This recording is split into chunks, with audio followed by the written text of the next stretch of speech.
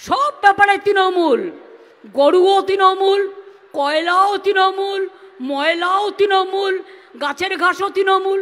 What is this?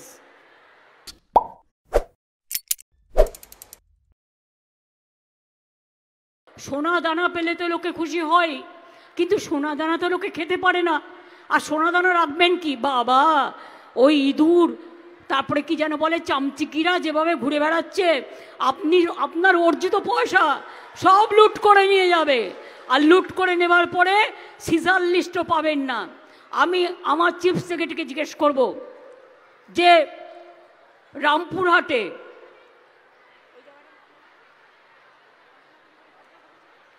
বাগটুইতে যে ঘটনা ঘটেছিল, আমি তো সবাইকে চাকরি দিয়ে দিয়েছি, টাকাও দিয়ে দিয়েছি।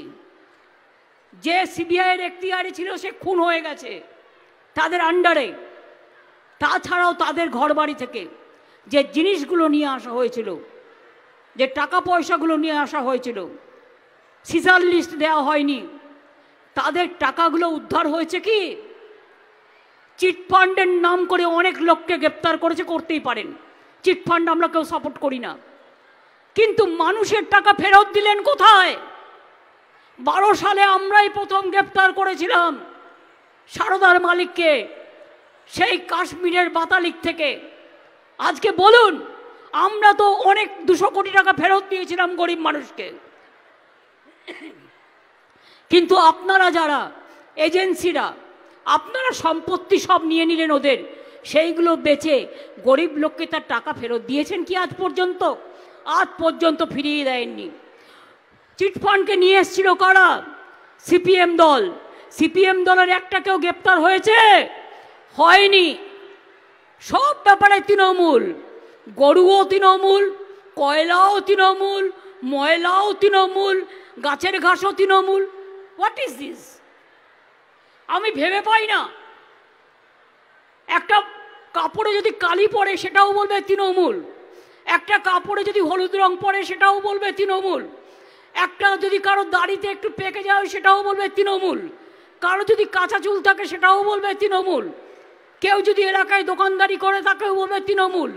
তৃণমূলের নামে ভয় পায়, তৃণমূলকে দেখলে কাঁপে। তাই মনে রাখবেন, তৃণমূলের বাড়ি বাড়ি গিয়ে সাজিয়ে নাটক করে তৃণমূলের নেতা নেত্রীদের গ্রেপ্তার করা হচ্ছে। ভাবছে ভোটের আগে সবাইকে গ্রেপ্তার করি, তাহলে এলাকা খালি হয়ে যাবে আর পুরো বিজেপি ডুকডুকি বাজাবে ওখানে। অত সোজা নয়, বিনা যুদ্ধে 1 ইঞ্চি জমি আমরা ছাড়বো না। আর আমি এটাও বলে যাই, বিজেপি অনেক লোকে পাশে ওপাশে ঢুকিয়েছে, টাকা দিচ্ছে, কোথাও আর 1 কিলো চাল দিচ্ছে। আর তোর 1 কিলো চালের ভরসা কে করে?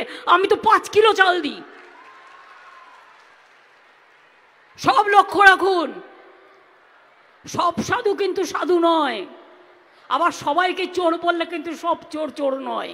এটা মাথায় রাখবেন বিচারের বাণী শেষ পর্যন্ত শোনার আগে। কিছু টেলিভিশন চ্যানেল আছে সকাল থেকে রাত পর্যন্ত ওই রাস্তাটার মাটি খারাপ, ওই জায়গাটার জল খারাপ, এই জায়গাটা পাচ্ছে না। আমি বলি, তোমাদের তো অনেক টাকা আছে, তোমরা কয়েকশো কোটি টাকা দিয়ে দাও, যেটা কেন্দ্রীয় সরকার দিচ্ছে না, আমরা সবটাই করে দেবো। একটা মাকে সংসার সামলাতে হয়, একটা মা জানে ঘরে যা আছে তাই দিয়ে কতদিন আমার চলবে, সংসার চালাবে, পুজো করবে, রমজান মাস করবে, ঈদ করবে, কালী পুজো করবে, পিঠে পুরি করবে, বিবাহত করবে, উৎসবে যাবে। কিভাবে সংসার চালায় মায়েরা? মায়েরাই জানে। আমি পশ্চিমবঙ্গ সরকার চালাই, সংসার চালাই, আমি জানি কিভাবে আমরা চালাই। তা সত্ত্বেও এত স্কিম কেউ কোনোদিন জীবনে করতে পারেনি।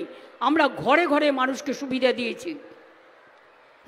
আগে তো লোকে বলতো লোডশেডিংয়ের সরকার আর নেই দরকার। কি এখন সাগরের মানুষ বিদ্যুৎ পায় কি পায় না? যারা বিদ্যুতের কানেকশন নিয়েছেন বিদ্যুৎ পান কি পান না? যেখানে অ্যাপ্লাই করেছেন এখনো পাননি, সেটা করে দেবে নেক্সট। কিন্তু অনেক জায়গায় সাবস্টেশন আমরা বসিয়ে দিচ্ছি, সাগরেও বিদ্যুৎ পৌঁছে দিয়েছি। এখন তো লোডশেডিং হয় না। আমাদের ঘন্টার পর ঘন্টা আমরা লোডশেডিংয়ের শিকার হতাম। কই সেই দিনগুলো কি সবাই ভুলে গেছে? একটা ভালো কথা বলে না চ্যানেলগুলো। টিভি চ্যানেল দেখবেন না, দেখলেই মাথা খারাপ হয়ে যাবে। তার থেকে নিজে ভাবুন নিজের চিন্তাধারা দিয়ে। আর বিজেপি কিন্তু অনেক সোশ্যাল নেটওয়ার্কের মাধ্যমে ওদের আলাদা, সবার নয়, উল্টো পাল্টা ভিডিও ছড়ায়।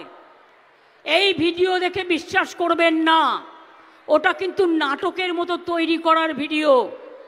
পাল্টা ওরা যদি কিছু করে, আমার হয়ে লড়বে সাধারণ মা বোনেরা, সাধারণ ভাই বোনেরা।